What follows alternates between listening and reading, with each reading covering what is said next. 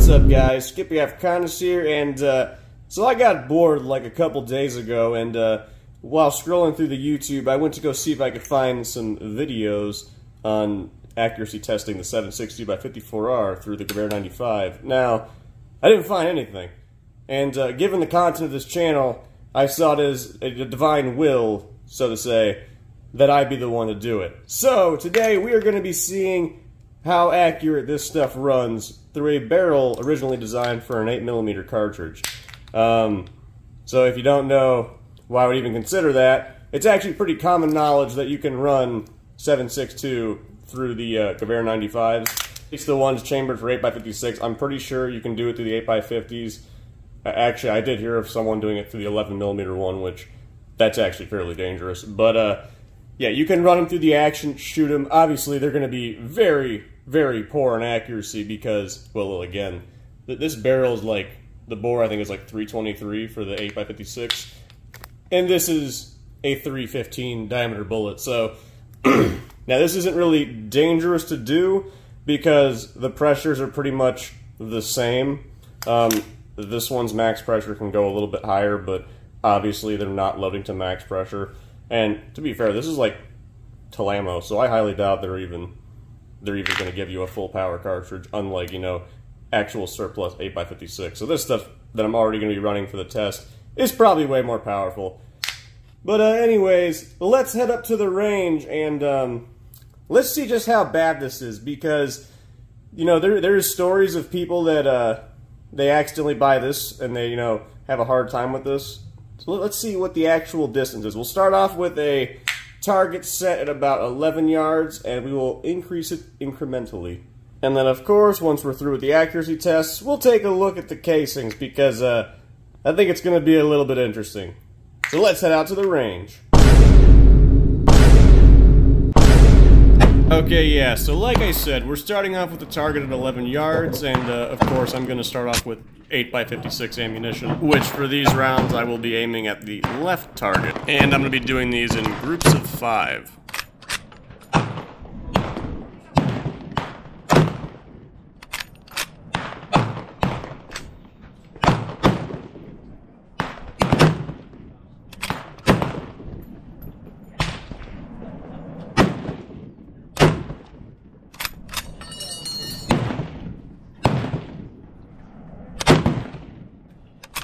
So as we can see here, this is the left target, of course, with the 8x56, and yeah, it hit it. You know, kind of what I expected it to do.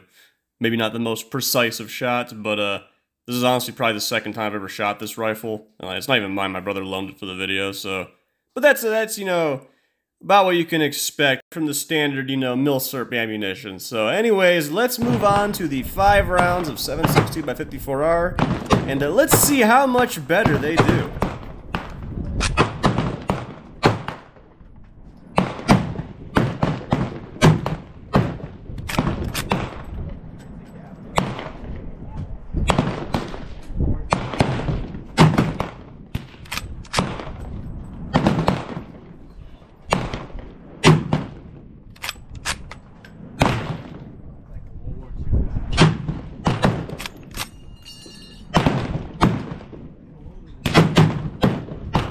Okay, so just a reminder that this was our target before with the 8x56, and before I show you the target with the 7.62, I just want to start off that prior to actually shooting that, I had read a story about some dude that was complaining about these rifles being super inaccurate, and you know, that one of the guys asked him like to take a look at his gun.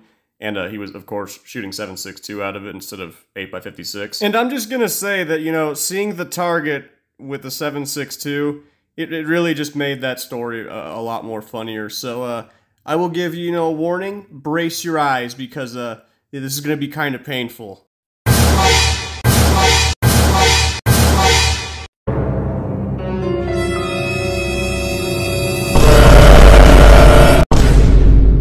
Alright, so, yeah, as you can see, you know, again, we're at 11 yards, and not only is it not really hitting anywhere that I want it to, but it's starting to keyhole terribly. So just for reference, since I did not mention it, I am aiming at that center X in the circle. And, you know, again, you see on the left, you see it grouped kind of nice. And on the right, well, honestly, I think shotgun accuracy is a little better than that. But you know what? We still did get 3 out of the 5 shots landing on there. So let's push this target out at 25. We'll see what it does at 25 yards. So now, of course, same as last time, I'm going to put 5 more shots on paper, and I'm going to be starting with the 8x56, just so we can compare again, just how bad it is. I also had to so I changed my point of aim because it was a little bit easier to get a consistent shot placement if I went towards the waist, so I was kind of sighting it in as I was shooting the 8x56. So that's why you're going to see me grab the binoculars after a few shots. I will say, this stuff I'm pretty sure is Bulgarian ammo. Normally I shoot the Nazi Mark Surplus, or at least the few times I've shot this rifle. And I gotta say, this Bulgarian stuff ran really nice. I didn't really have to fight with the bolt or anything.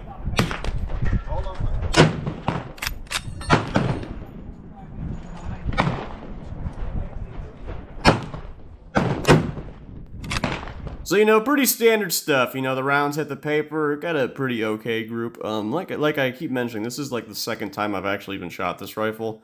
So, I'm gonna say it's not too bad. It at least hit the guy and he's going down. But let's go to the 7.62x54R. And, again, like I mentioned earlier, we'll see how much better it does.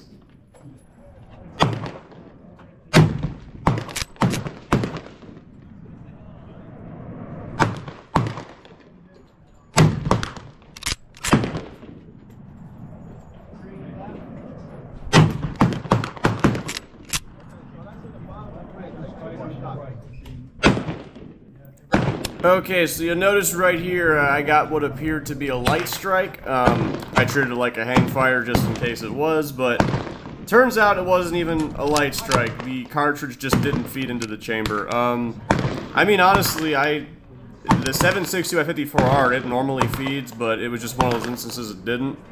I'm not sure if that would be a common problem, mainly because I haven't shot much of it out of this gun, and well, I don't think I'm going to find out if it is a common problem. But yeah, again, it just turned out that the cartridge didn't feed.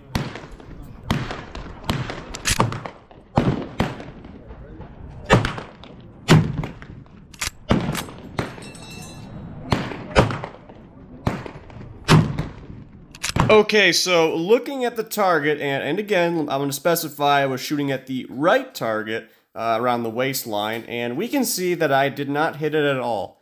And in fact, I see 2 of our shots here and here. I don't think this is a third shot, mainly because it's just too perfectly through. I definitely didn't shoot a 6th round of 8x56, so I think someone next to me just shot my target. But anyways, yeah, so again, we're at the 25-yard mark, and we really can't hit it at all. For what it's worth, I believe this target is made to be set at 50 yards and simulate a 100-yard target. Again, for what that's worth with our tests. But yeah, at 25 yards, we are not hitting anything, and we are going to end the accuracy test. But stay tuned, because up next we're going to look at the casings, because this gets a little bit interesting. So right here we have a normal spent 7.62x54R casing. I had my Mosin again out there, and you know, I was shooting it, and that's what we got out of the gun that is chambered for that caliber. Now, when we look at the ones fired through the Gewehr 95, we can definitely see a major difference. So just also, we have a regular, real deal 8x56 right there, and you can see that once compared to the other one, you can see that, yeah, they definitely just start bursting outwards to fill the chamber, because, you know, obviously there's going to be some empty space with, you know, that versus how the actual one is. There's going to be some empty space, and it's just going to stretch to fill the chamber. And we definitely got some that had cracks in them, because again, they weren't supposed to be going out that way. Another thing that's pretty neat to notice on some of these, let's see if I can get, you can kind of see where I guess the head of the bottleneck or whatever, where it's kind of tilted in one direction, so it's not perfectly straight, you know, like how it would be on, well, this one or the actual one fired through the Mosin. Yeah, on some of these, you can notice it's like slightly canted in one direction. So that's very likely because, again, the bullet's smaller than the actual bore, and then just the way the actual casing is shaped, this Mosin one's going to have a lot more room to kind of lean to one side, and that's probably why we're seeing that.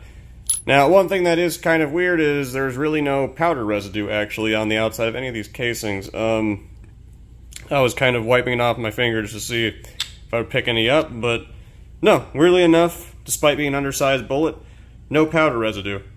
So anyways, in conclusion to this, yeah, I guess Mosin ammo is not good to run into Gewehr 95. Who would have known, I guess.